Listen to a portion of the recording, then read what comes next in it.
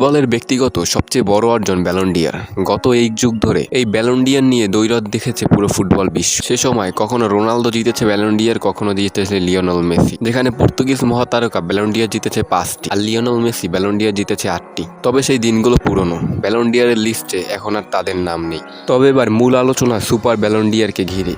কে জিতবে এই super Ballon d'Or, Cristiano Ronaldo না লিওনেল মেসি? এখন পর্যন্ত এই পুরস্কার কেবল একবারই প্রদান করা হয়। রিয়াল মাদ্রিদের কিংবদন্তি আলফ্রেড ডি স্টেফানো 1989 সালে এই পুরস্কারটি পান। ফ্রান্স ফুটবল আবারও দিতে চলেছে ব্যালন ডি'অর।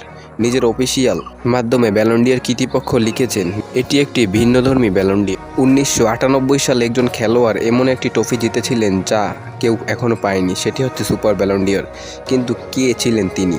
যদি এটি আবার আজকের দিনে দেওয়া হয় তাহলে কার হাতে উঠতে চলেছে এটি? 35 বছর পর সুপার ব্যালন ডি'অর ফেরার ভিডিওতে প্রথম প্রশ্নের উত্তর দেওয়া হয়েছে এবং দ্বিতীয় প্রশ্নের জন্য দর্শকের মতামত চাওয়া হয়েছে। পুরস্কারটি সম্পর্কে দর্শকরা জানে কিনা সেই প্রশ্ন করে বর্ণনা করেছেন বর্ণিত ইতিহাস। ফ্রান্স ফুটবলের মতে এটি কেবল সেই খেলোয়াড়ই প্রাপ্ত যিনি গত 30 বছরে ফুটবলের অসামান্য অবদান রেখেছেন এবং একাধিকবার ব্যালন ডি'অর জিতেছেন। এই সময়ে যা করেছেন শুধু লিওনেল মেসি ও ক্রিস্টিয়ানো রোনালদো। তাই বলাই যায় সুপার ব্যালন ডি'অর নিয়েও মেসি রোনালদো দ্বৈরথ দেয়।